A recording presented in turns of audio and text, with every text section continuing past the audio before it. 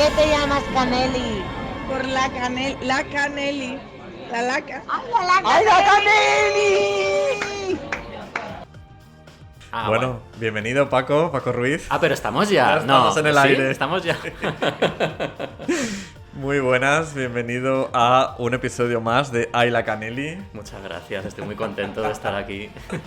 Te has puesto rojísimo de repente. Sí. Oh, Dios mío. Yo venía pensando, venga, no, hoy voy a entrar mucho más calmado, así sosegado, tranquilo y tal, y no, y estoy nervioso como la primera vez. Estuviste aquí ya en Ay la Sí. Caneli en el especial que hicimos de Pasolini, Centenario Pasolini, en el episodio 49, para quien quiera escucharlo.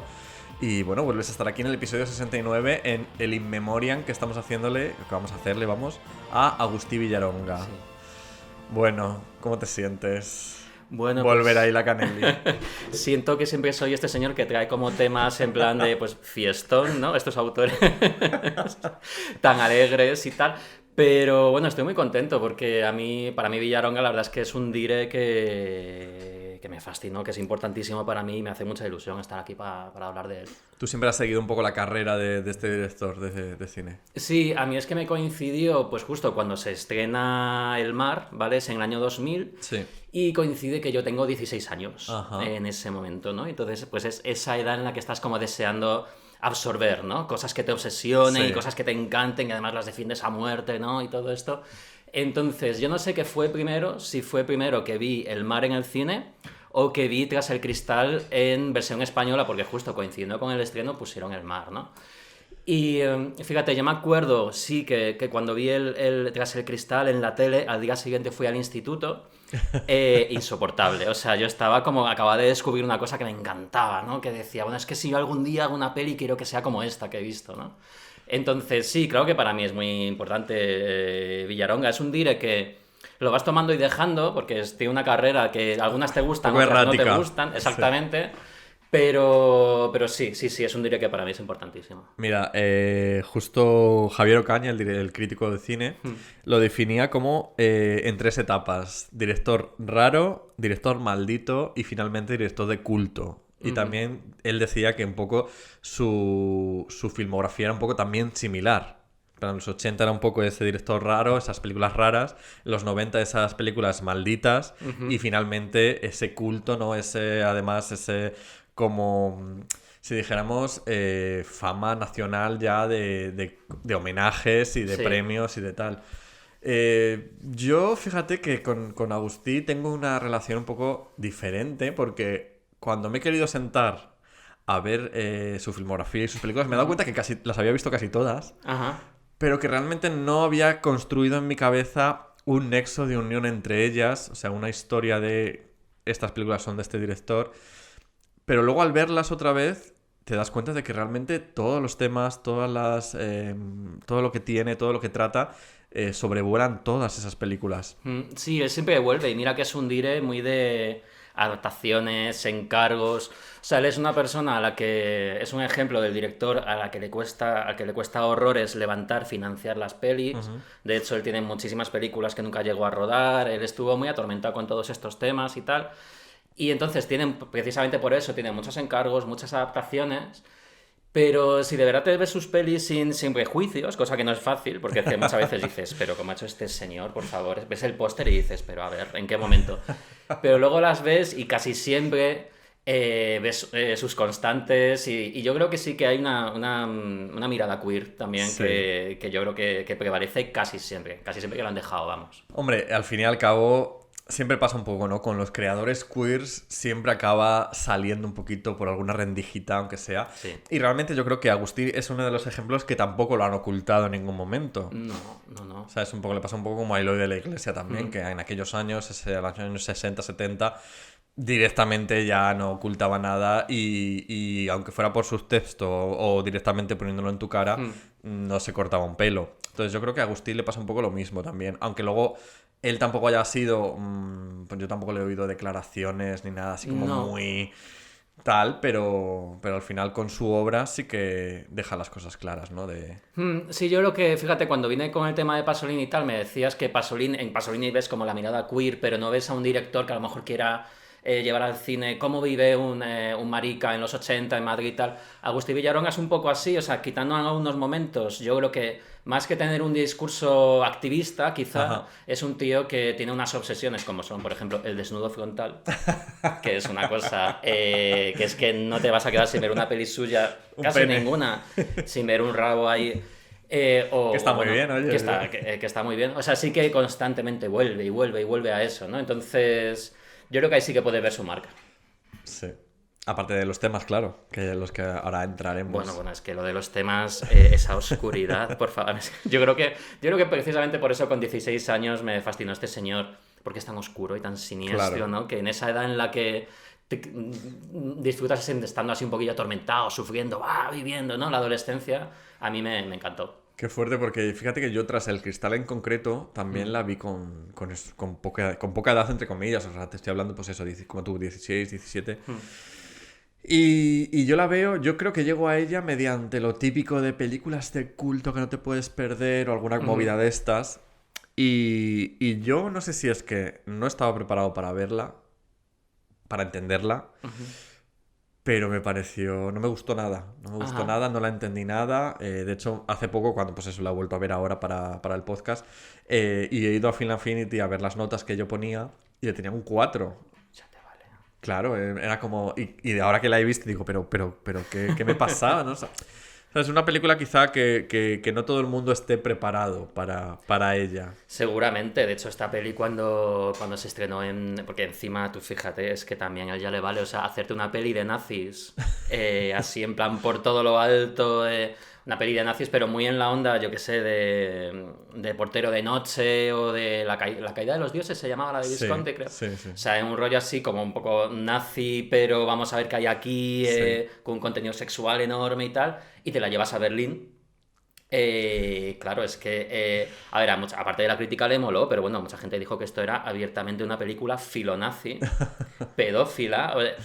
Le cayeron muchas hostias por esta peli, pero bueno, pero yo creo que, o sea, yo creo que hay una tradición en aquella época y que todavía perdura un poco en el cine español de hacer óperas primas, que son una ópera prima en la cual, digamos que te pones a ti en un sitio, ¿no? En el cine, ¿no? En plan de, esto soy yo, placa, ¿no? Como Sí.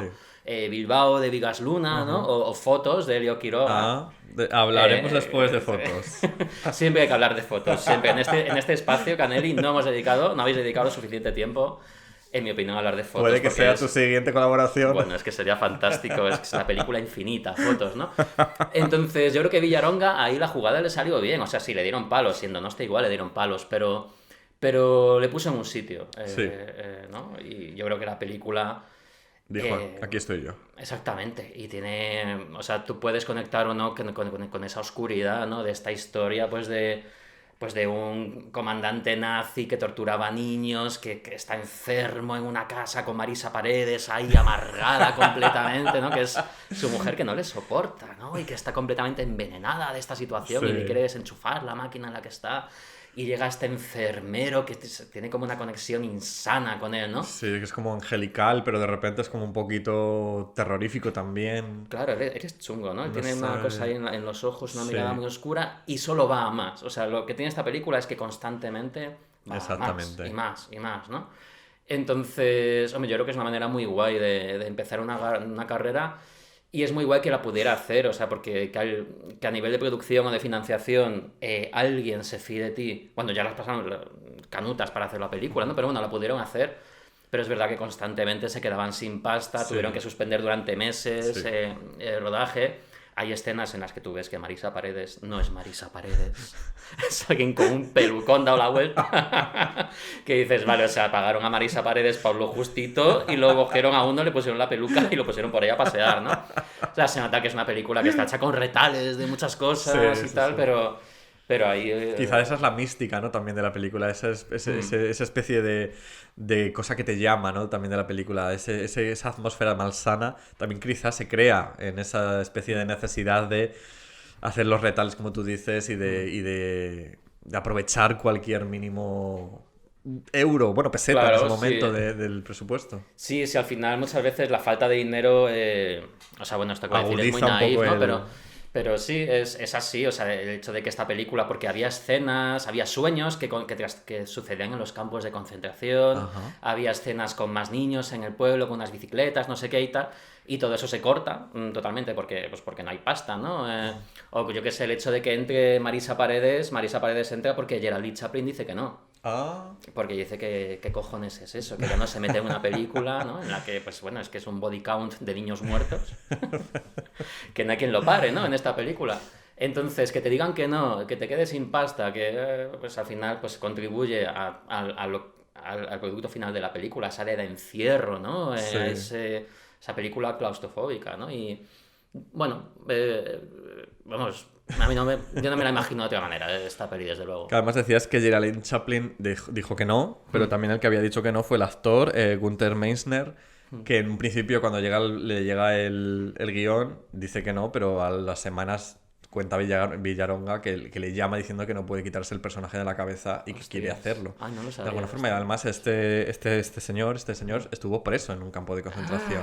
¿Qué dices? Que luego su carrera se ha dedicado mucho a hacer de nazi, de Hitler incluso ha hecho en su carrera, pero él de pequeño estuvo en un campo de concentración. Hostia. Sí, sí. O sea que es como que contribuye también un poco a hacer la leyenda un poco de esta película, la leyenda negra casi, ¿no? Más grande todavía, todos estos detallitos Sí. que van surgiendo al final.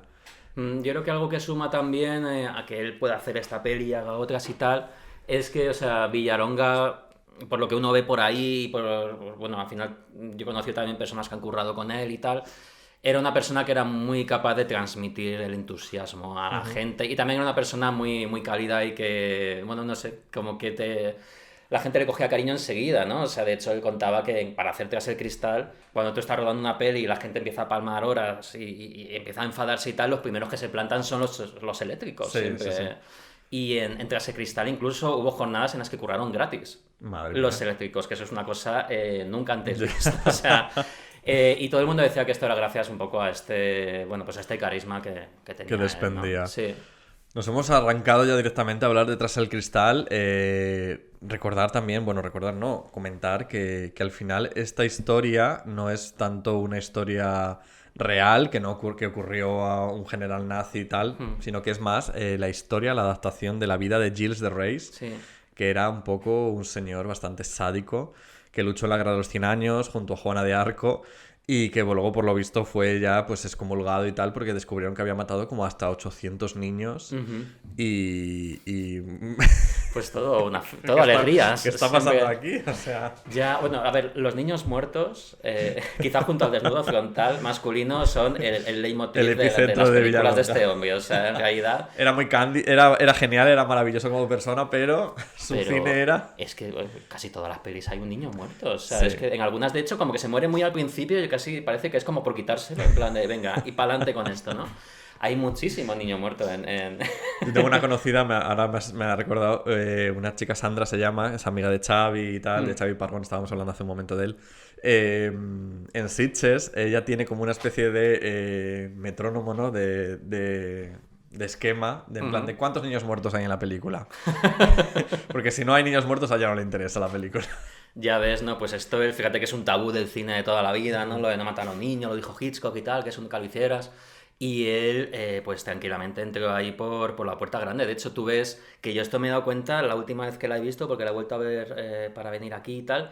Al final de la peli de Tras el Cristal, al final del rodillo, hay como un disclaimer de no hemos hecho daño a ningún niño y todo se ha rodado, pone algo así como de acuerdo a la moralidad, todo se ha rodado.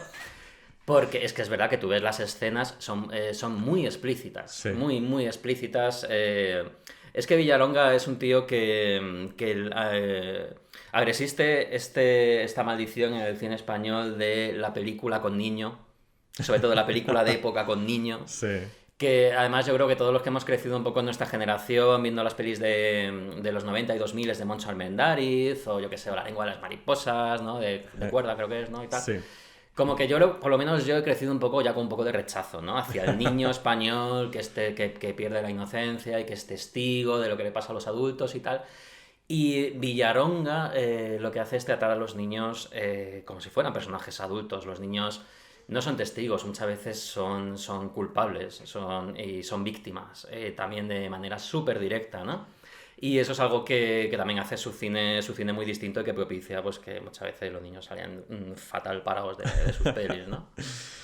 Me hace gracia que hables de los niños porque al final también que él sea director y que se dedica a esto es un poco causa del padre que tuvo, ¿no? No sé si conoces un poco esta anécdotilla, Sí. que su padre de alguna forma era cartero, pero era muy aficionado al cine, Sí. y su padre siempre quiso ser director de cine, y incluso el padre lo que hacía era como escribir sus propias críticas de las películas que veía y las repartía, ¿no? En el turno de cartero. Y Villanova cuenta de eso, que es un poco su padre el que fue inculcándole a él el gusanillo.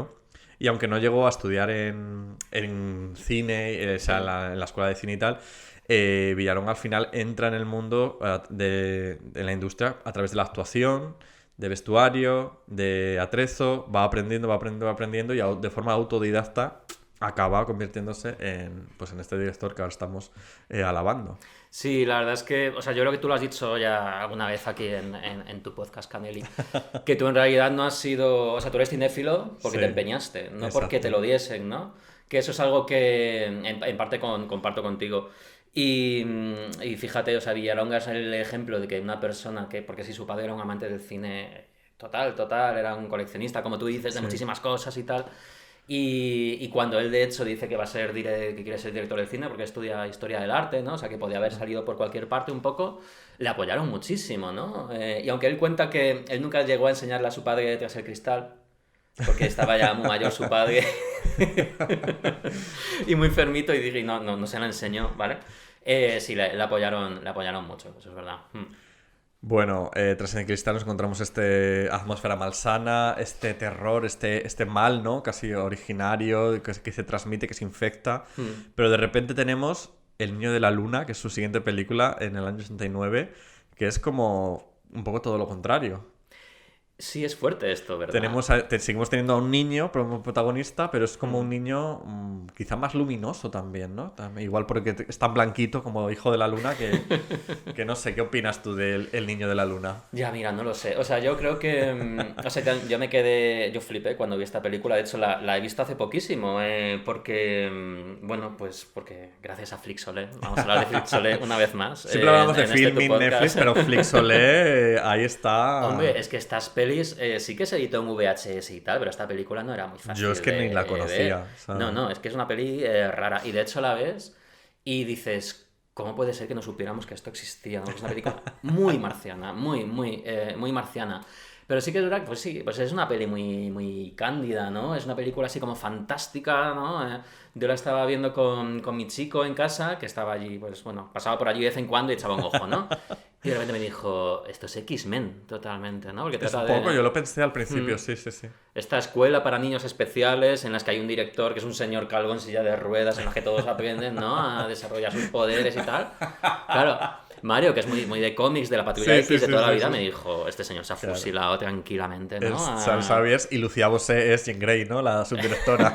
Exactamente, ¿no?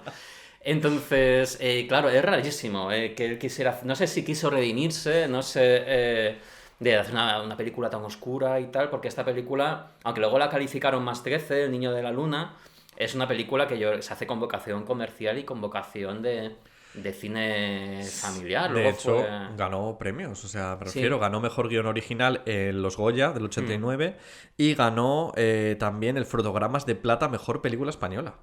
Sí, y estuvo en Cannes, Sí, en sí, Cannes sí. estuvo como finalista para llevarse el premio a la mejor película y tal. Y sin embargo, o sea, para el público fue imposible, ¿no? Entender esta película. Además es que es de estas pelis que tú quieres quedarte y muchas veces parece como que te está te pegando echan, empujones, ¿no? sí. En plan de... porque digamos que, pues bueno, pues obviamente el peligro de tener, ¿no? A un niño como prota. Este niño es particular. El niño del niño de la luna es como un Klaus Kinski en miniatura. Él vive la interpretación de una manera muy apasionada.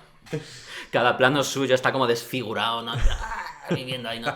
La película es una peli bastante fuerte. A ver, yo creo que hay dires a los que el dinero les sienta bien Sí. y otros a los que no. ¿Sabes? O sea, por ejemplo, a mí, Jaume Balagueró hace una película Y si es una coproducción europea de 4 millones, digo, mal.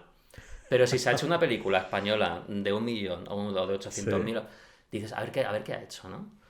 Pues yo creo que a Villalonga le pasó un poco igual. Él en esta película, bueno, es muy igual lo que le pasó. Encontró un productor que le encantaba el guión, que era el productor de Los Santos Inocentes, Sí. un tío así como muy, muy top y tal. Y le dijo, haz lo que quieras, ¿no? Adelante con esto, ¿no? Y bueno, y la película es verdad que a nivel casi arquitectónico recuerda un poco a Darío Argento, ¿no? Es una película, porque esta escuela es como un sitio así rarísimo, con unas paredes altísimas, con unos Sí. mosaicos y tal.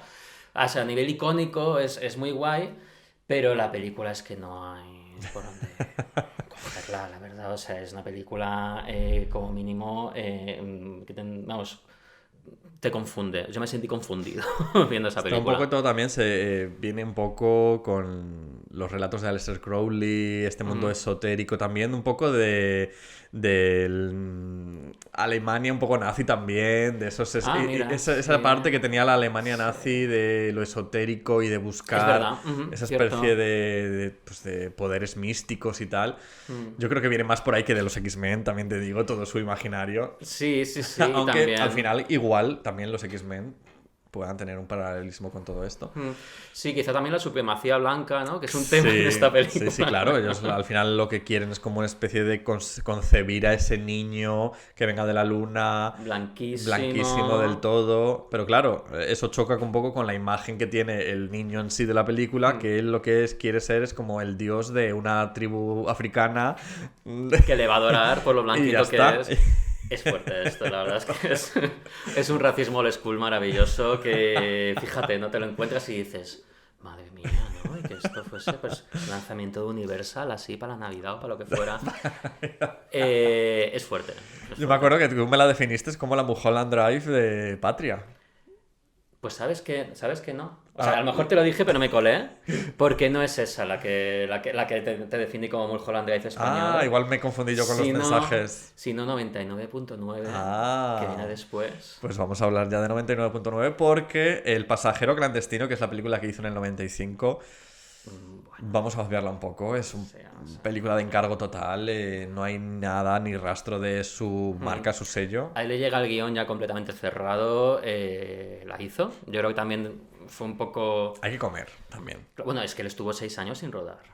Después de la hostia que se pegó con el niño de la luna, está 6 años sin rodar. Entonces, pues por lo que sea, por el money, por bueno, pues le vino bien y a lo mejor dijo, oye, pues igual así me desoxido un poco, Hay ¿no? que Y comer, hay vuelvo que al pagar curro. facturas, hay que vivir. Entonces hay que pagar esas cosas. Entonces está muy bien también aceptar trabajos de encargo. Sí, bueno, es genial ver a un direct que no es tan autoconsciente, ¿no? De su carrera, sino que le llega a esto y dice, venga, pues para adelante.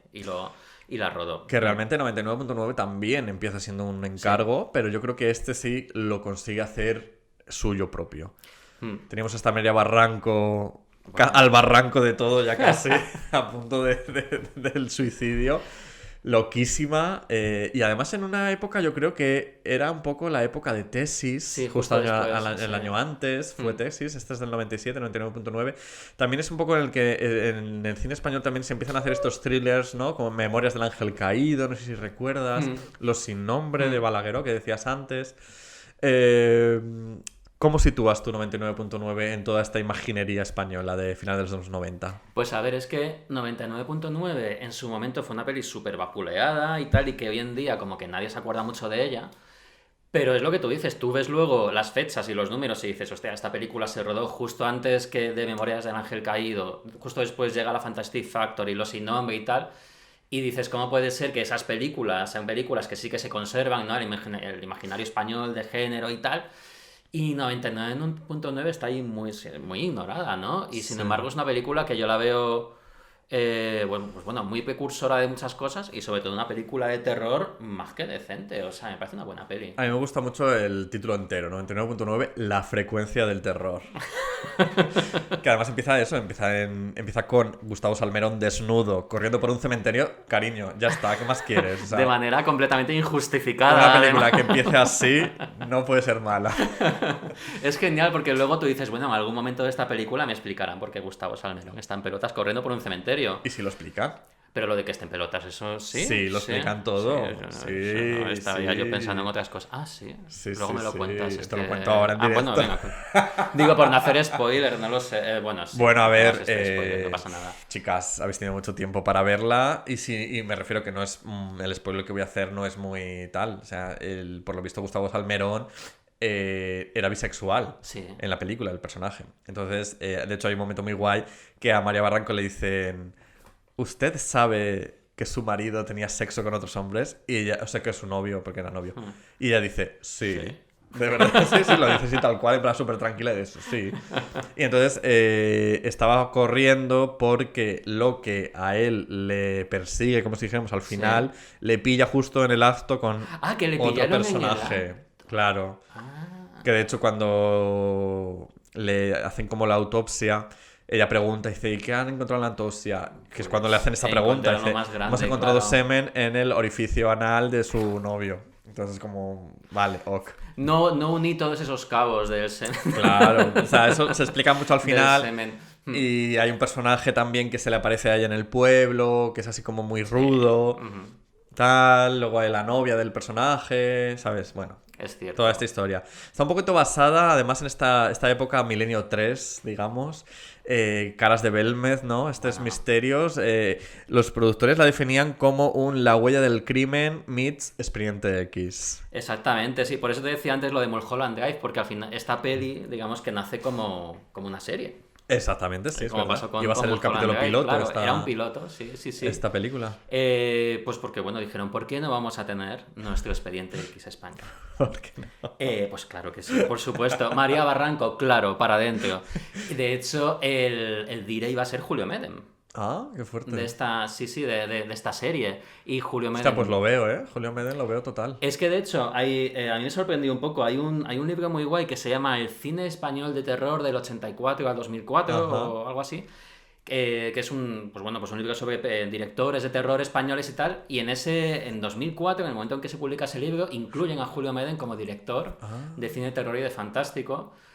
Porque, pues bueno, o sea, bueno, terror no lo sé, ¿no? Pero sí que es verdad que es un cine que por su extrañeza o por cómo plantea muchas cosas, Julio Medem, sobre todo en ese momento, ¿no? De la ardilla roja, Sí. pues claro que lo puedes meter en fantástico, ¿no? Entonces a Julio Medem le ofrecen esta serie. Y él pues dice que pues no, porque además Julio Medem por aquel entonces yo creo que le iba bastante guay, ¿no? Sí. Y se la pasa a Villaronga. Y es Villaronga el que pues dice, pues mira, oye, pues un encarguito, vamos a cogerlo. En algún momento se decide que no va a ser una serie. Yo creo que esto ya lo sabían antes de rodar. Sí, tiene pinta de que... Sí, o sea, ya lo rodaron autoconclusivo Sí. y todo, pero sí, era una serie que se llamaba 99.9. La frecuencia del terror. La frecuencia del terror, en la que María Barranco en cada episodio resolvía un misterio Hostia, qué maravilla. español. Además, o sea, eran como misterios así muy de la Sí. tapuerca. Y entonces, el primer capi, que es genial, o sea, son las caras de Belmez. Pues A mí me maravilla. parece, me gusta muchísimo. Me da de esto que dices, Dios mío, qué pena, ¿no? O sea, qué oportunidad perdida Sí. de haber visto cada semana tu Totalmente. capítulo, ¿no? Sí, De sí, sí, 99.9. Como María Barranco. María Barranco sale... Sale superairosa, ¿eh? O sea, Sí, yo sí, creo que sí. sí que leí en una entrevista que ella lo pasó fatal rodando porque tenía muchísima conjuntivitis, que no se le iba. Y de hecho luego ves los estilos de la peli y tal y dices, claro, ese careto que tenía así como de... Porque se Joder. está muriendo. No, ella sale muy bien y sobre todo es una peli que al Villaronga era muy guay con los repartos. Era las Sí. que sabía muy bien recuperar a gente, sabía a quién traerse y tal a cada proyecto. A él, a María Barranco, se la ponen, o sea, yo creo que ya estaba ella o más o menos estaba tentada cuando él entra. Pero es verdad que, bueno, que es una peli con un reparto muy guay, con Terele Pávez. Terele Pávez, que además creo que no lo he mirado, o sea, habría que comprobarlo, pero yo creo que es un poco el pistoletazo de salida a esta Terele Pávez ya pasada de rosca, loquísima, Sí. que luego nos trajo en La Comunidad, por ejemplo, a los de la iglesia. Bueno, ¿en el Día de la Bestia salía ya Terele Pávez o...? Sí, ¿no? Ya Me era... has pillado, no lo sé. Bueno, en La Comunidad sabemos que es la Sí. vecina loquísima que persigue a Carmen Maura por los techos de Madrid. La tenemos también luego en Las Brujas de Zugarramurdi y muchas otras peliculitas que también al final hicieron de esta Terele Pávez ya un poquito del ocaso, ¿no? De sus últimos años de carrera, como ese icónico, ¿no? De mujer enfadada y hija de puta. Sí, Terele Pávez además es que como le pasa a tantas actrices, porque en el mundo este pues la gente le gusta mucho hablar y tal, tenía fama de ser una tía muy complicada. O sea, ella muchas veces ha dicho que si no la llamaron más durante mucho tiempo fue porque tenía esa fama, ¿no? De actriz Sí. jodida en los rodajes y tal. Y sin embargo, Alex de la Iglesia luego dijo que, bueno, que es que se había lanzado a esto a ver qué pasa y que sin embargo fue una experiencia muy buena, ¿no? Entonces, sí, o sea, yo creo que la comunidad es un poco la peli que se puso la medalla de ha vuelto por todo lo alto Terele Pávez y tal, pero ya muchos se la habían traído antes, ¿no? Claro. Tenemos a Gustavo Salmerón, que también es la época esta de eclosión casi erótica de Gustavo Salmerón. Yo recuerdo, por ejemplo, Más que amor frenesí, esa escena de la ducha buena. increíble que hacía él del amigo marica. ¿Qué más películas de esa época? Pues Asfalto, recuerdo yo mucho, de 2001. Asfalto, Mensaca. Mensaca. A ver, yo tenía un crush Hombre, hija, acojonante como todas. con Gustavo Salmerón. Es que... El arte de morir. El arte de morir, efectivamente, también es verdad. Es verdad, curró un montón. Sí, sí, era la época en la que estaba en lo más alto. Ahora, no sé qué pasó luego después con él, que ya desapareció y no volvió a aparecer ya hasta que apareció como director de su propio documental. ¿Cómo cierto. era? Muchos monos, un castillo. Muchos hijos, un mono y un castillo. Eso. Sí, sí, sí. Con su madre y tal. Ya es cierto, joder, qué director, no sé, a mí o sea, qué actor tan bello, ¿no? O sea, es verdad que Gustavo Salmerón como actor, pues bueno, es verdad que no estuvo quizá muy reconocido y tiene pelis mejores o peores, pero era un tío que te daba algo en cámara, tenía algo Sí. que, bueno, no sé, le daba muy bien, le sentaba muy bien, ¿no? Este tipo de papeles que tuvo y Agustín Villaronga se lo trajo a esta peli, claro. Fue listo y lo jugó bien. Bueno, algo más que decir de 99.9. Yo simplemente recordar que tenemos los mismos temas otra vez. El mal de fondo, ¿no? Esta forma también de que como los adultos inyectan el mal en los niños. No sé si recuerdas que al final Claro, sí. todo el rollo era la niña esta que observaba con las caras y no sé qué. Que está siendo manipulada. Sí, por Terele. Sí, a ver, yo creo que, o sea, uno de los megatemas, ¿no? En el cine de Villaronga es que el mal se contagia. Exacto. El mal se contagia siempre, ¿no? Siempre se transmite. Es este tema de la vampirización, ¿no? Como la víctima se convierte en verdugo, ¿no? Y la Sí. nueva víctima se convierte en verdugo infinitamente, ¿no? Que por eso yo creo que... Porque Villaronga es un direct que sí que...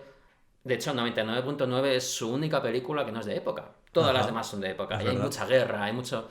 Y no es porque a él le interesase el cine histórico, ni le interesase mucho la guerra civil como tema, ¿no? Sino que le interesaban esos momentos en los que la gente sacaba lo peor de sí misma, ¿no? Y el más se contagiaba de manera más fácil, ¿no? Entonces, por eso está este tema aquí. O sea, yo antes de cerrar esta película sí que comentaría ese momento en el que Terele Pávez se saca las gagas, se las mete a María Barranco En la boca y después finge sodomizarla Es verdad. en un clímax. No sé cómo describir esto. O sea,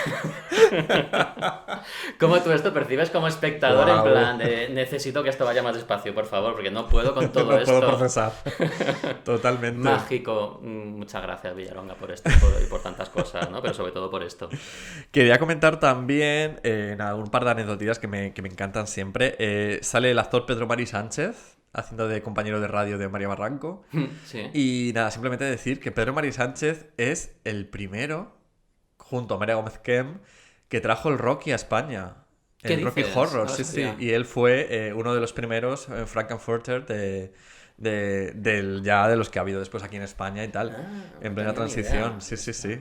Y Mayra Gómez Kem era Columbia o Magenta, una de las dos, no recuerdo. Ah, no jodas. Sí, sí, sí. No tenía ni idea. Y otra cosita que quería comentar contigo, no sé si recuerdas a Juan Márquez, que era el Mauri, el que hacía el señor, el hombre rudo este de pueblo, el jovencito. Sí. Yo cada vez que lo veía era como que me transmitía como un magnetismo increíble y fui a buscarlo corriendo en plan de a ver qué ha hecho más este hombre y no ha hecho nada más. Y he pensado en esta especie de San Benito o de cruz que te ponen cuando eres el hombre sexy, ¿no? Magnético, que a lo mejor se te sube a la cabeza no sé qué puede pasarte y que ya no vuelves a hacer más como joven promesa que no hace nada más nunca. Entonces, no sé si se te ocurre algún ejemplo. Por ejemplo, yo tengo ahora mismo en mente el chiquito este de Lori Gloria. el que hacía de que se le veía desnudo, que el Ujú. niño se quedaba desmayado, que de repente como que tuvo mucha fama, que lo llevaron a Sí. muchos programas, a muchos tal, a presentaciones de premios, pero como que de repente ha Y desaparecido por desaparece. completo del mapa. Ya, es que al final la carrera de los actores y las actrices es una cosa sujeta a tantísimas cosas. O sea, fíjate, hace poco veía la entrevista de una peli que luego hablaremos de ella, su segunda peli sobre la guerra civil, Incierta Gloria. Ajá. La actriz de Incierta Gloria llevaba 8 años sin currar Hostia. cuando le ofrecen esta película. Y se lo ofrecen porque tenía algún contacto así en común con Villaronga y tal, pero esta tía estaba sin currar. Y tú de repente la ves ahí y dices, pero ¿cómo puede ser que esta tía lleve 8 años sin hacer nada, ¿no? Y de hecho, bueno, a raíz de la película, porque ya está acojonante, ¿no? En la peli, luego su suerte fue otra, ¿no? Pero sí, o sea, es una reflexión que siempre está ahí, como las carreras de los actores son casi siempre de fogonazo y luego a ver qué tal, ¿no? Sí. Pues estos fogonazos muchas veces pues te llevan a la nada y ahí Claro. te quedas. Bueno, continuamos con la siguiente película. Es El Mar. Yo creo que es Mm. ya la película que le da fama internacionalmente a él, a Villalonga, reconocimiento. Y tengo un audio muy especial que nos ha mandado Carles Cuevas. Ujú. Carles es amigo, también es actor. Pueden ser las dos Por cosas. alusiones. Y bueno, vamos a escuchar qué nos tiene que decir Carles. Hola, bueno, soy Carlas Cuevas y mi relación con Agustí, pues básicamente es que si no fuera por Agustí Villaronga, yo a día de hoy no sería actor, porque lo que no sé si es algo bueno o malo, pero nada, es bueno. La historia fue que hace ya 20 años se organizó un casting en Mallorca, el primero así de estas características que había, para optar para ser protagonista de la nueva peli de Agustí Villaronga, adaptando un libro de Blai Bonet que se llama El Mar. Y nada, me presenté a ese casting. Yo en ese momento solo hacía teatro de manera aficionada en la universidad y un poquito, y para mi sorpresa empecé a pasar fases del casting y no llegué a conseguir el prota, aunque años más tarde la ayudante de casting me dijo que me había quedado a un pelo, que eso sí que me habría cambiado mucho la vida, pero bueno, no llegué a conseguir el personaje, pero Agustí, que era un hombre maravilloso, dijo, mira, no te he cogido para el prota, pero te voy a dar un papelito. Y ese papelito se convirtió en una semana de mi primer rodaje de cine en Barcelona y fue una absoluta maravilla. Y fue lo que cambió mi vida para siempre y hizo que me decidiera a dedicarme a esto. Agustí era un tío que para toda la oscuridad y para todo lo chungo y lo raro y lo fuerte que era su cine, era un tío encantador, era un tío tranquilo y sobre todo mi mayor recuerdo de Agustí, que después de esa peli pues me lo fui encontrando por sitios y siempre hablamos de hacer algo juntos, pero nunca se dio. Para mí siempre fue que desde el principio Agustí me trató de igual a igual. Ya luego en el resto de mi carrera yo me he encontrado con muchos momentos con gente que al ser actor o al ser joven o por otras circunstancias siempre lo primero que hace es dejar claro el estatus. Con Agustí siempre tenía la sensación de que estaba hablando con una persona que me consideraba su igual, lo cual a mí me despistaba mucho porque yo no era igual para nada, yo era un pardillo, pero él siempre me trataba como uno más y no era solo a mí, era el trato que tenía.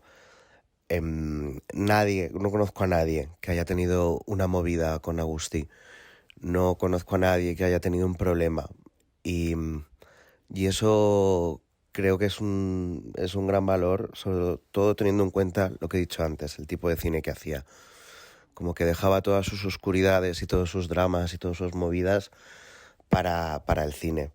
Y luego, pues no sé, aparte del significado tan importante que tiene para mi vida Agustí, por el hecho de haber cambiado el rumbo de mi carrera profesional, pues también me siento muy orgulloso de haber participado en El Mar y de haber formado un poco de parte de la historia cinematográfica de Agustí, porque creo que es uno de los directores más valientes y únicos que ha dado nuestro cine. Como curiosidad, yo me acuerdo que Agustí me contó que a él le llegaban muchísimas propuestas de hacer pelis por encargo, muchísimas. Agustí podría haber trabajado muchísimo más de lo que trabajó, pero nunca quiso dejar de hacer lo que él quería. Y eso es muy guay y nada, a mí todavía se me hace raro pensar que no está entre nosotros. Pero bueno, ahí queda el recuerdo. Un besito, la Canelli. ¿Por qué te llamas la Canelli? Bueno, pues ya hemos escuchado a Carles. ¿Qué te parece lo que nos comentaba de su experiencia con Villalonga? A ver, me cuadra bastante pues, con lo que me han transmitido otras personas, ¿no? Sobre Villalonga. Es verdad que sí me parece que alguien se ha muerto y entonces ya, pues vamos a hablar todos bien de él, ¿no? Pero es que es verdad que en el caso de Villalonga todo el mundo coincidió un poco en la visión, ¿no? Que tiene tu amigo. Yo cuando conocí a Manel Martínez, que es el ayudante de dirección de los 2 cortos que yo he hecho, por supuesto, antes de conocerle me metí en su IMDb a bichearle bien y vi que había estado en Incierta Gloria y yo lo primero que hice fue preguntarle cómo era Agustí Villalonga, ¿no? Como dire y todo esto. Y coincide mucho con lo que cuenta tu colega, ¿no? Era una persona y sobre todo, que a ver, no... Pero bueno, que cuando curras en el cine te encuentras con algunos directores que dices, madre mía, o sea que como la transmisión del mal, ¿no? Como dice Villalonga, la vampirización, pues tú ves que están ahí ya a vampirizarte en el minuto 1, ¿no? Conoces a estas personas. Y sin embargo, Villalonga era todo lo contrario, ¿no? Era una persona que se ganó mucho a la gente con su carisma, con su calma y con el cariño con el que trataba sus películas y a su equipo, ¿no? Bueno, gracias, Carles, tengo que decirte antes de seguir. Pero bueno, vamos con el mal. El mal. Porque una cosa es el mar y otra cosa es el mal. El mar, basada en la novela de Blai Bonet, es autor mallorquí, como el propio Agustí, y que nos traslada a la guerra civil. Es la primera película de Villalonga, tendrá luego posteriormente otras de las que hablaremos ahora, que nos lleva a la guerra civil. Y además nos lleva a la guerra civil como reflexión de lo que hemos comentado ya durante todo el rato, como infección que luego causa una posguerra, y es en la posguerra donde vemos ya realmente los resultados, ¿no? De esa infección. Y bueno, son resultados pues fuertecitos. Son fuertecitos. Esta peli, pues lo que te decía antes, yo la vi con 16 años y me quedé muerta total. Además es una película de un erotismo es muy fuerte, sí. O sea, es una película que de verdad te pone en evidencia. Es muy fuerte, aun en lo jodido y lo oscura que es, ¿no? Pero sí, claro, o sea, yo creo que aquí, en ese contexto de un hospital de tuberculosos, ¿no? En el que se encuentran 3 amigos que en la infancia, digamos, tuvieron los 3 que ver con un crimen, ¿no? Todos están marcados por el mal, ¿no? Todos... Además, esto es una cosa que pasa mucho en el cine de Villalonga, esta idea de que el mal te va a perseguir. No vas a escapar. O sea, a lo mejor te libras una vez, pero la segunda no te vas a librar, ¿no? Entonces ellos están marcados, están malditos, están perseguidos por el mal y se encuentran en ese hospital, ¿no? De tuberculosos en el que la muerte está por todas partes, ¿no? Van cayendo uno a uno sus compañeros y tal. Y en ese contexto, pues una monja que de hecho... Hay muchísimas monjas también en el cine de Villalonga, ¿no?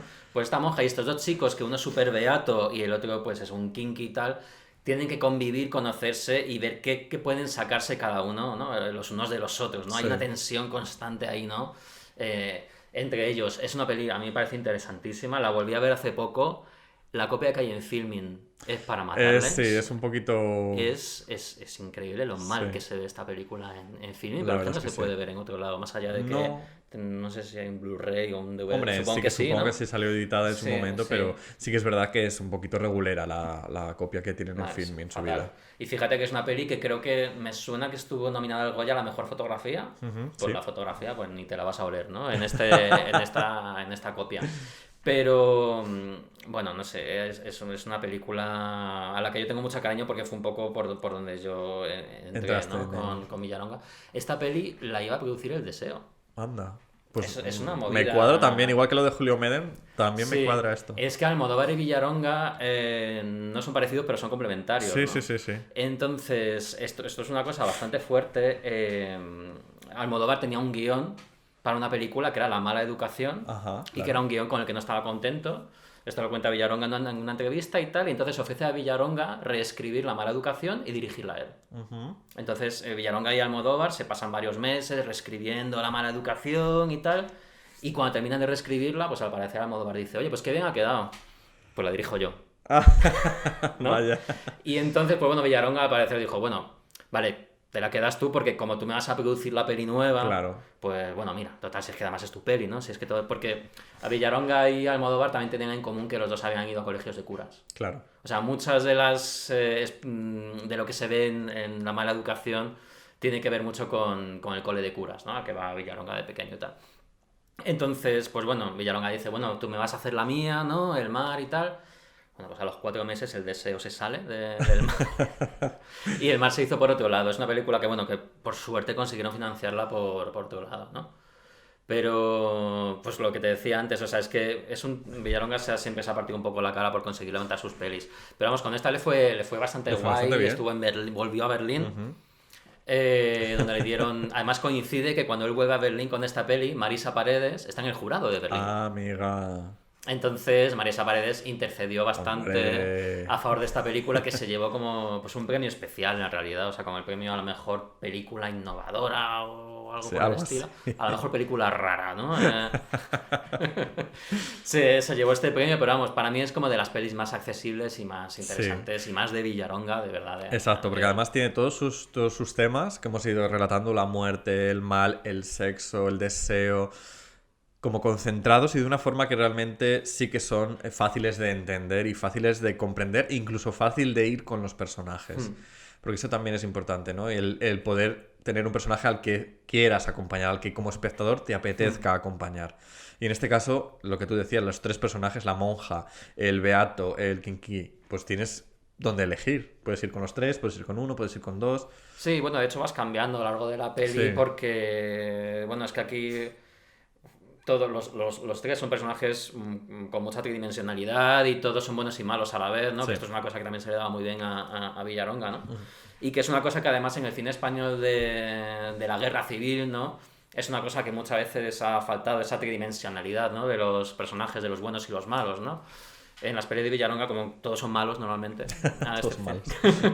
Sí, quizá los personajes femeninos a veces se libran, ¿no? De esa maldad. A veces son como un poco inmunes al mal en las pelis de Villaronga, ¿no? Como esta monja del mar. Pero precisamente por eso sus pelis de la guerra no son... no son ese tipo de peli de la guerra civil, ¿no? Que a lo mejor tengo la sensación de tener ya tan vista, ¿no? Ya. En 2002 realiza un documental, bueno, un fake documental yo creo que Sí. es Aaron Tulbulki en la mente del asesino. Cuéntame, háblame de ella porque yo esta sí que no... Yo fíjate que esta yo creo que es la primera vez que yo entro en órbita de conocer quién es Agustín Villagonao, porque yo compraba los fotogramas y de hecho yo empiezo a comprarme las fotogramas en octubre de 2001 y esta es de 2002. Entonces es los típicos reportajes de fotogramas de Agustín Villaronga. Yo creo que es la primera vez que soy consciente de la existencia de él como director, Sí. pero nunca me ha dado por acercarme a esta película. A ver, no es la mejor peli por la que empezar con Villaronga. Es un poco... Es rara hasta para ser de él, ¿no? Incluso en su carrera es como una cosa que hizo una vez y no la ha vuelto a hacer, ¿no? Sí, esto es, pues creo que son 3 años después del estreno del proyecto de La Bruja de Blair, ¿no? Ajá. Él tiene, junto con otros 2 dires, tienen un proyecto para un corto, Ajá. que es un corto que ellos quieren que mezcle todo. Que mezcle el documental, el falso documental, las recreaciones de un documental... todo, o sea, que mezcle además todo tipo de formato cine, formato vídeo digital, formato... Madre mía. Incluso la película es en blanco y negro y en color a ratos, o sea, es un megamix enorme, ¿no? Sí.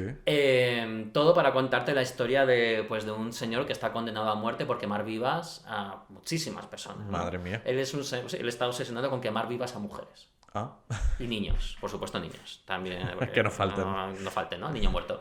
Entonces, la película es un falso documental con recreaciones, con actores. Claro, tú ves al actor al actor que hace de la persona real que da la entrevista y al actor que hace de la persona falsa, que es el actor que hace la escenificación, como si fuese un documental de verdad, ¿no? Ajá. Que siempre te sale la persona de verdad, que es el entrevistado, y la persona de mentira, ¿no? Como en Cuarto Milenio, que está por ahí, ¿no? En las recreaciones y todo esto.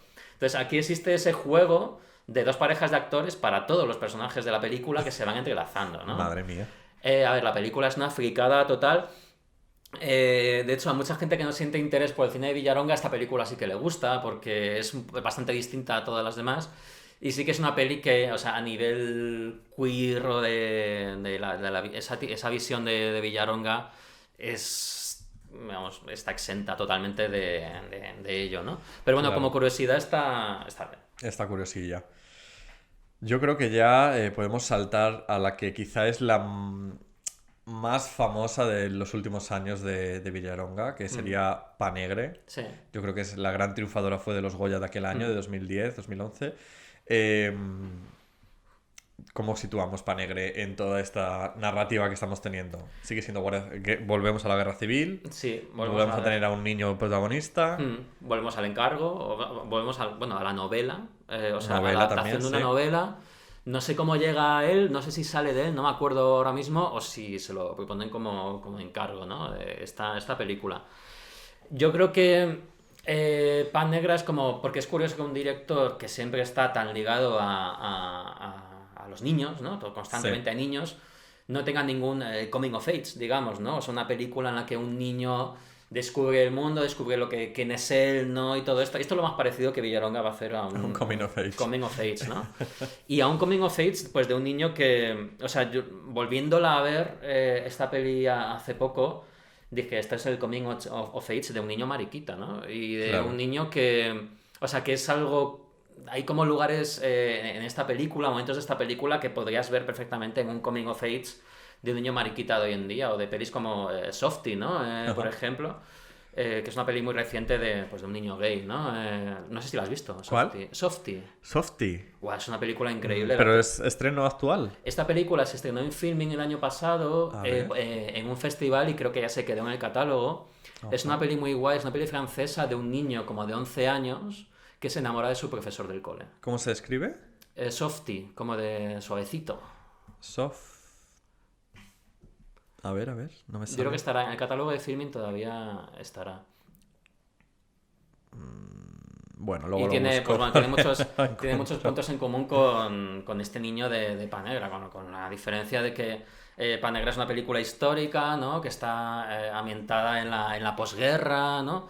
Y que otra vez, pues ahí Villalonga pues quiere jugar un poco con esta historia de los vencedores y los vencidos, ¿no? Y de los buenos y los malos. No es que la película... A ver, no es que la peli quiera ser equidistante. No es que diga, no, es que ni machismo ni feminismo... No, la peli no quiere ser equidistante, pero sí que es verdad que la película quiere ser profunda y tridimensional, ¿no? Y aquí todos son unos hijos de puta, ¿no? Y de hecho es una película que tiene un final muy descorazonador, como casi todas...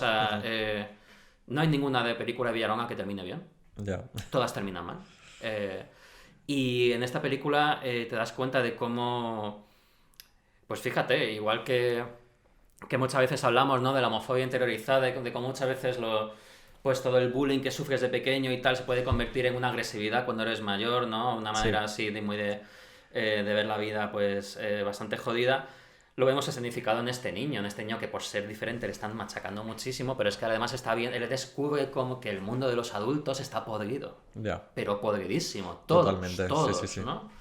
Y entonces él aprende eso, ¿no? Aprende que el mundo es así, que odia a los adultos y que precisamente al final acaba utilizando contra los adultos las mismas armas que han usado contra él, ¿no?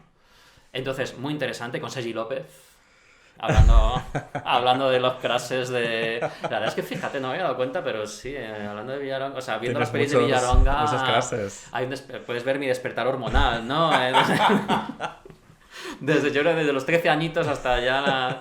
Sí, bueno, es que yo con Sergi López me pillé una... Sí. Que tenía una carpeta con Sergi López y yo iba al instituto con una carpeta forrada de muchas fotos y la más grande era la de Sergi López, o sea, tú imagínate. Pero también le pasa un poco a Sergio López que desapareció, por lo menos del cine español, del panorama español desapareció. Sí, Bueno, es Volvió que a él un le fue muy poco- bien en Francia también, En Francia, ¿no? como a Carmen Maura a también le ha Sergi ido muy López. bien. Sí. Yo creo que él, bueno, es que es un tipo de actor al que no le dan muchos protas y en Francia sí que le estaban dando más protas. Entonces yo creo que él vio por ahí una vía.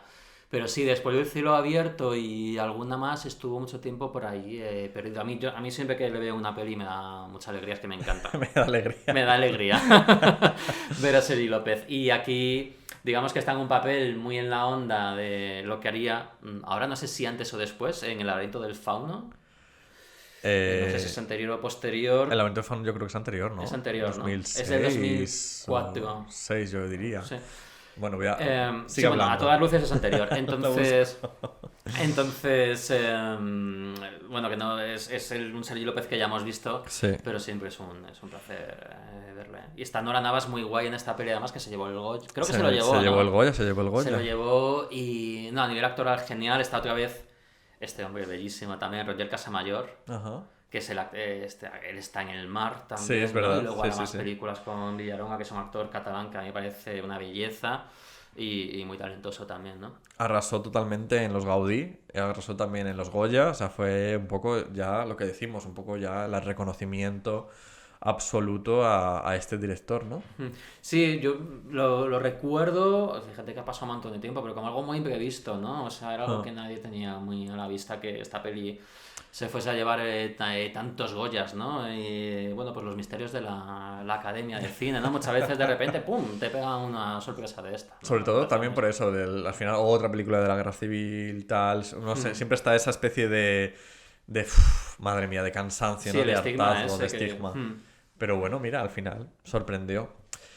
Voy a hablar rápidamente de un encargo, que esto tiene que ser un encargo porque no me lo puedo imaginar de otra forma, que es la miniserie Carta a Eva para Televisión Española. Cuéntamelo todo, por favor, porque yo desde esta sí que no he visto nada. Claro, yo sobre el papel me atrae mucho. Además, cuando has dicho antes lo de que el deseo estaba por medio con el mar y que al final Agustín Villalonga tenía mucho que ver también con Almodóvar, claro, al final este proyecto surge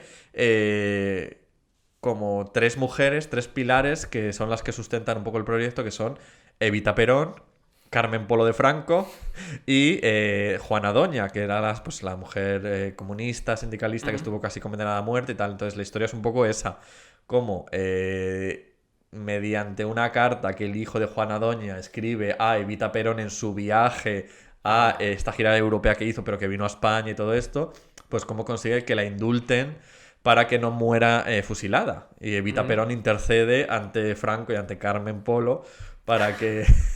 Es que me no parece maten un episodio hasta... histórico Claro, interesantísimo. me parece súper interesante y súper... Además tienes a Ana Torrent como Carmen Polo, tienes a Nora Navas como Juana Doña, tienes a Paca, a Carmen Maura como Paca, la madre de Juana Doña.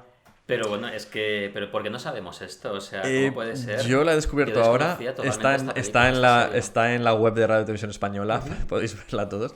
Pero realmente son 2 capítulos de hora y media cada uno y yo el primer capítulo me queda un poco de... O sea, me parecía, con todos mis respetos, me parecía estar viendo un capítulo alargado de Acacias. Entonces Ya. era como... No sé si luego en el segundo capítulo, cuando ya todos los personajes coincidan y Evita Perón venga a conocer a Carmen Polo, pues ya tendremos aquí éxtasis y fuegos artificiales. Pero en principio no me ha dado ganas de seguir. No he visto tampoco, pues eso. No estoy viendo a ese Villaronga que me gusta, ¿no? Ya. De hecho, él sale como actor. Él sale interpretando al confesor de Carmen Polo. Al cura. Se reservó lo mejor. Hay un momento muy gracioso al final del primer capítulo que Franco le dice al cura... tienes que calmar a mi mujer, porque como venga Evita y esté así de los nervios, esto va a ser peor que las cruzadas, le dice.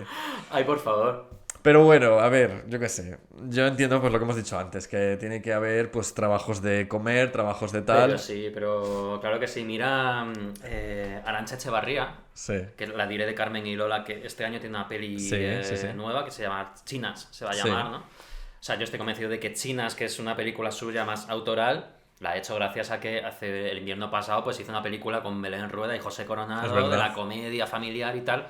O sea, a mí me parece una fórmula, o sea, cuando tú quieres hacer la película que de verdad una película que te da la gana hacerla y Sí. tal, pues cari, pues hay que hacer pasta antes, ¿no? Claro. Entonces, Arantxa Echevarría, que es productora también de sus películas y tal, yo creo que ahí lo tiene también claro. Lo que pasa es que Claro, yo creo que a muchos dires eso les duele a nivel de que sean muy conscientes de la imagen que proyectan y Claro. de quién soy yo como director del personaje, ¿no? Del director, si tú vas por ahí, claro, pues no puedes hacer esto, ¿no? Y yo creo que Villaronga no era este su camino, ¿no? Le da un poco más igual quizá también sí. ese rollo. Bueno, también tenemos luego el Rey de La Habana, tuvo bastante repercusión. Yo recuerdo bastante, en su momento también estuvo bastante nominada. Yo creo que ya es este momento en el que ya como director entras en esa especie de circuito de los premios que ya te premian, hagas lo que hagas después, ¿no? Que ya, o por lo menos te tienen en cuenta. Sí, yo la verdad es que con el Rey de la Habana ahí sí que ha jugado un poco el prejuicio de decir, mira, tengo clarísimo el tipo de encargo que es este, tengo... Porque sí que de Pedro Juan Gutiérrez, que es el autor de la novela, sí que he leído más libros y la verdad es que es una voz súper guay, tengo libros chulísimos y me mola. Pero es verdad que a veces cuesta, y a mí me ha costado meterme, bueno, el decir, me voy a sentar a ver El Rey de la Habana. No lo he visto. Yo la vi en su momento y al final es algo, es Cuba al final, ¿no? Entonces, a mí me pasa mucho eso, que me siento más interpelado quizá por historias que hayan ocurrido en mi país que no otras realidades. Me parece curioso y es una película que está bien, está muy bien, pero no termino al final de entrar del todo en el universo que propone y tal. Que al final es un poco pues eso, pues el cine que se hacía en los 80, pues tienes a este personaje, ¿no? Que es muy carismático y que se gana la vida como puede y sobrevive. Al final es supervivencia lo que están haciendo, ¿no? Pero vamos, no es una de las que más me haya marcado a mí, como si dijéramos. Sí, a ver, es una peli que fue bastante criticada en su momento porque decían que no estaba claro el tono de la peli, esto de mezclar pues la miseria de Cuba en los 90, que fue muy fuerte, ¿no? Y tal, con este rollo como disfrutón de los personajes, ¿no? Un Claro. poco estereotípicos cubanos y tal. Bah, no lo sé. Bueno, continuamos ya con el tercero. Yo creo que podría ser un tríptico, ¿no? De películas de guerra civil. Con Incierta Gloria, que volvió otra vez a tener bastante repercusión en el panorama. Además, mira, está uno de mis cruses, que es Oriol Pla, Ah, que me encanta Oriol Pla. ¿Qué nos sí, puedes, sé de lo qué que podemos hablas. comentar de Pues Incierta puedo comentar Gloria? que claro que sí, creo el plan, por supuesto. No sé si has visto Girasoles Silvestres de... No, todavía no la he visto. Pues Oriol Pla, lo que pasa es que tiene un personaje terrible, o sea, terrible en el sentido de que, Dios mío, lo pasas fatal cada vez que está en pantalla. Pero tiene unas escenas él ahí haciendo su crossfit en el parque, sin camiseta, hace de kinky total. Bueno, te lo recomiendo mucho Fíjate, a en mí ese sentido. de Oriol Pla me gusta mucho una que no es muy conocida, yo creo, que se llama Animals, de Marcel Forest. Oh, oye, qué película. Pues qué me película. encanta esa película. Qué peli más guay. Esa que película además- me encanta. Sí, sí. Mira, otra, no sé si es una ópera prima, pero Pues- tiene pinta de ser ese tipo de ópera prima de... Tiene pinta. Me va a quedar a gusto. A que, pum, voy a contar mi historia. Yo que no se sé me ha ocurrido a mí. se habrá vuelto a hacer algo más este chico, la verdad. Es una peli muy guay. Está en filming, creo, y es una pena que no sea más conocida esta peli. No sé si es por el momento en que se hizo, que bueno, que a lo mejor no... O no- sea, han pasado ya 10 años. Yo pensaba que 10 años. era más actual. Mm. Este rollito así como medio, ¿no? Era un poco medio elephant. Sí, un era como muy elephant onírico catalán y muy tal. Sí. Era como un chico que tiene como una especie de amigo invisible, muñeco de peluche que le sigue y que habla con él. Era un poco ese rollo, ¿no? Sí. Luego, fíjate, hizo otra película que se llamaba Amor Eterno, que también era un poco de este rollo de como un muchacho que se enamoraba de una especie de su profesor de inglés, creo que era algo así también, con lo que comentabas tú de la de antes. Y estoy viendo que en 2022 este director, Marçal Forest, no sé cómo se dirá en catalán, lo siento, ha hecho A través de mi ventana para Netflix. Pues mira, oye, qué bien traído todo esto, ¿no? Entonces, sí, tiene pinta de que, además, no conocía esta película, pero tiene pinta de ser el típico encargo de Netflix de Seguramente, claro. saga de libros juveniles para las niñas y tal. Oye, pues genial, mira, oye, que la haga y que luego se lo gaste todo en Ya hacer está. una peli que Pues que sí, mole tanto esperemos como que- Animals, que es muy guay. Que su siguiente proyecto nos guste. Fíjate, me acuerdo, Harrison Ford una vez en una entrevista le preguntaban por el cine indie americano y tal, y decía, "Mira, esto el cine indie americano es una mierda y tal, porque todos hacen su peli y luego hacen Los Ángeles de Charlie 2, o sea, todos van a ser absorbidos, ¿no? Claro. por la industria. Pero no tiene por qué ser así, se puede ir y volver, ¿no? Como hizo Villaronga. Incierta Gloria, la verdad, fíjate, antes mencionabas Acacias, Sí.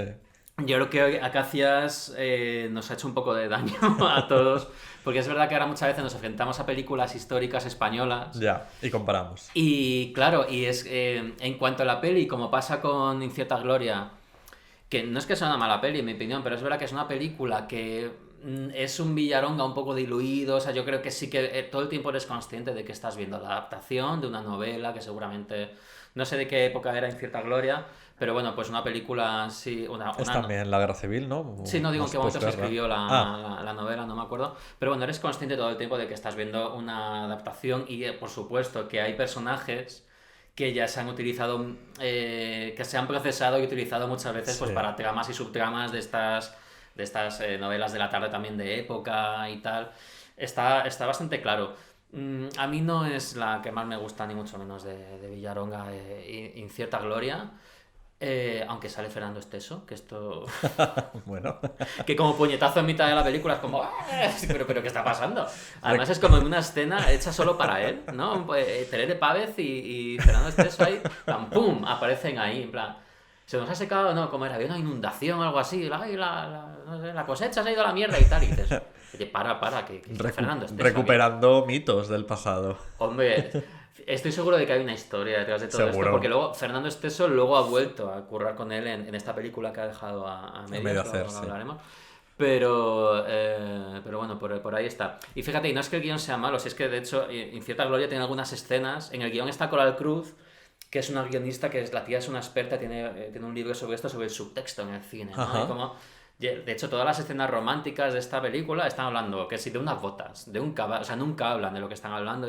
O sea, que está muy bien escrita la Sí. peli. O sea, que no estoy diciendo, cuando digo esto de Acacias es más bien porque es verdad que ahora existe un poco este velo, ¿no? Con el que vemos todas estas películas.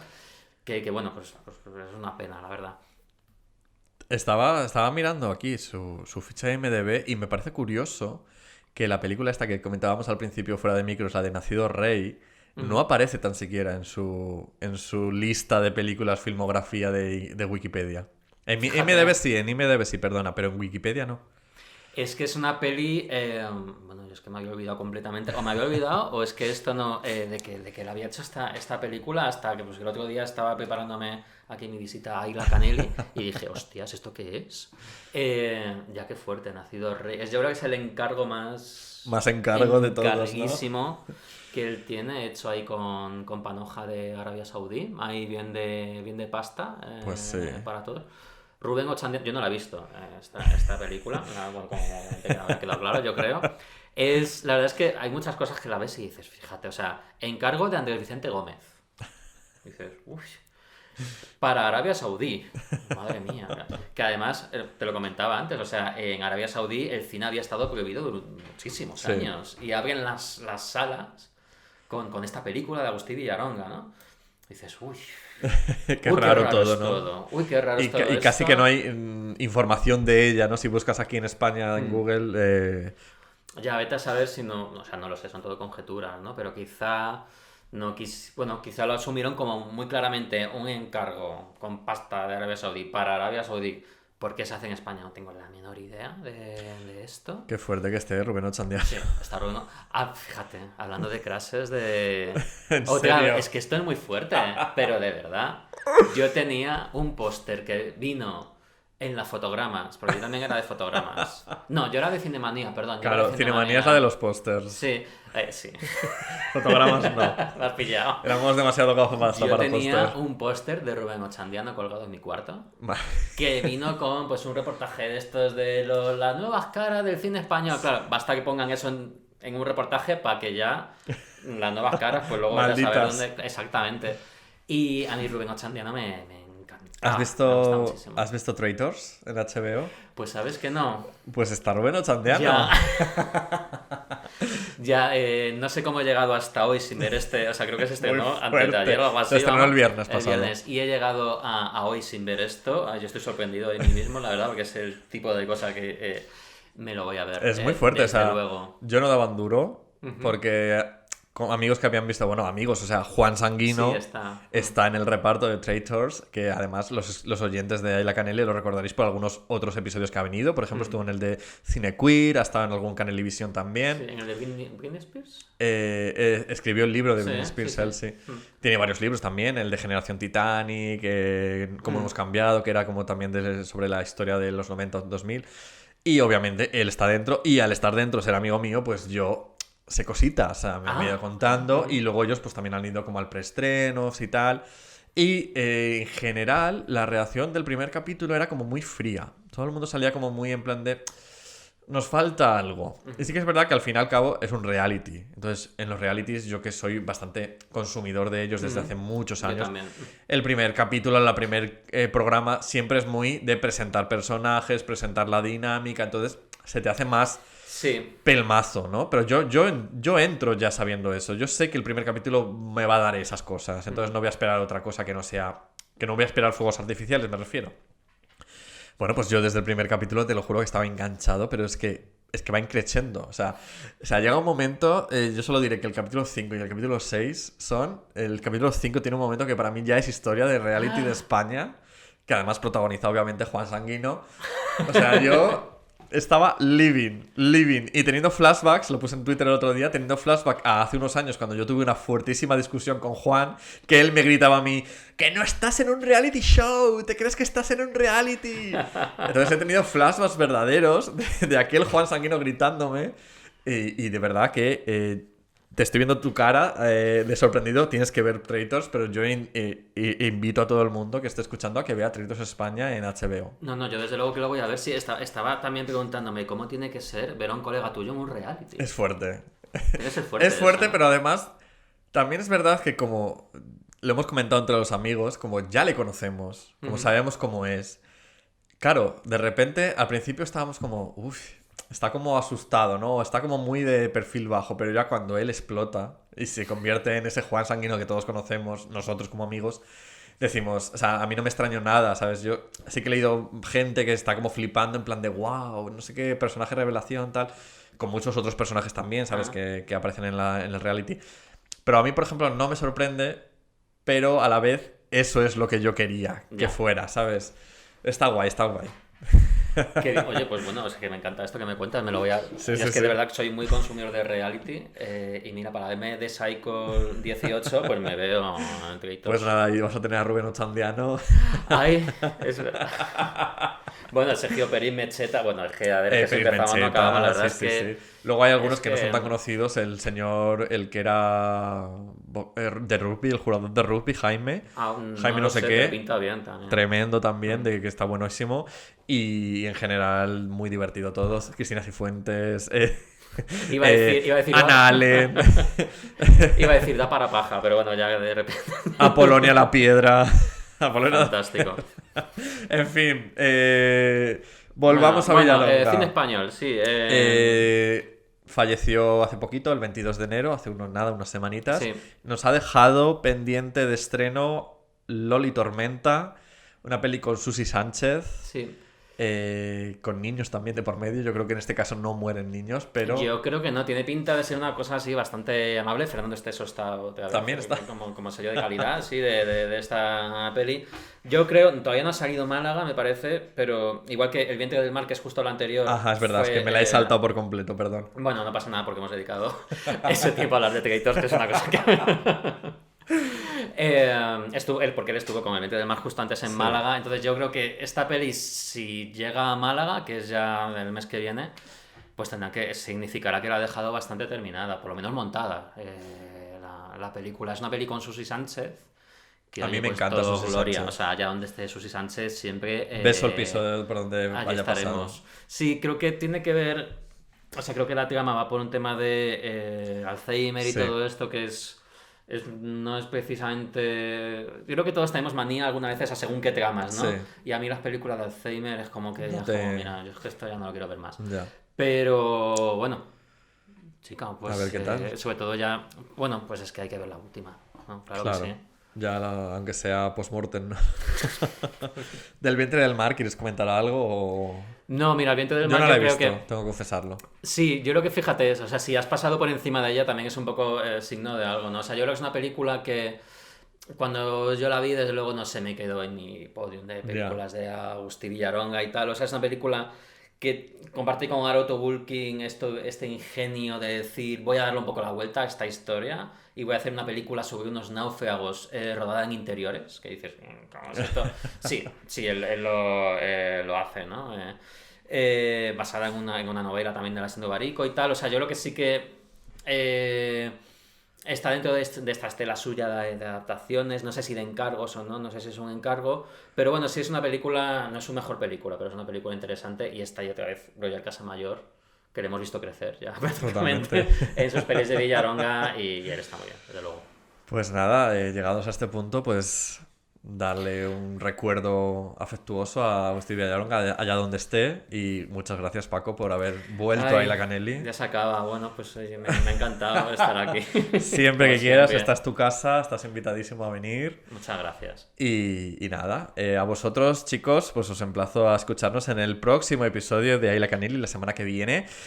Os recuerdo mis redes sociales. @lacanelli en Instagram, @lacanelli _ en Twitter y @ai _ lacanelli, tanto en Twitter como en Instagram, son las redes del podcast. También tengo el Ko-fi, vamos a pasar la gorrilla, porque unas propinillas no amargan a nadie, entonces es ko-fi.com /ailacanelli.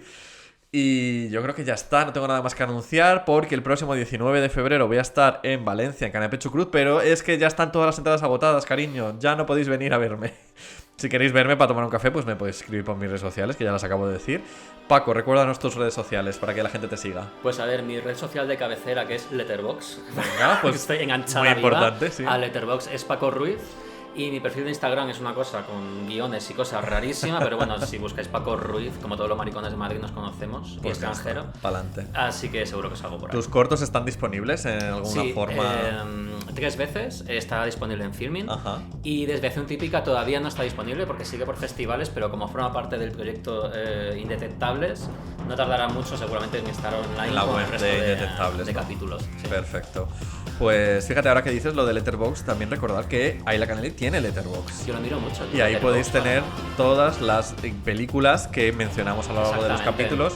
Fíjate que tengo que decir, entonar el mea culpa porque llevo ya 3 episodios que no me he puesto a hacerlas, pero prometo que las haré antes de que acabe el año. Acaba de empezar. Pero bueno, tenéis ahí desde pues todos los episodios que hay películas nombradas, ahí están. Pues nada, chicos, muchísimas gracias, Paco, de nuevo. A ti. Nos escuchamos la próxima semana. Estad bien, estad seguros. Un besito. Canelli besos.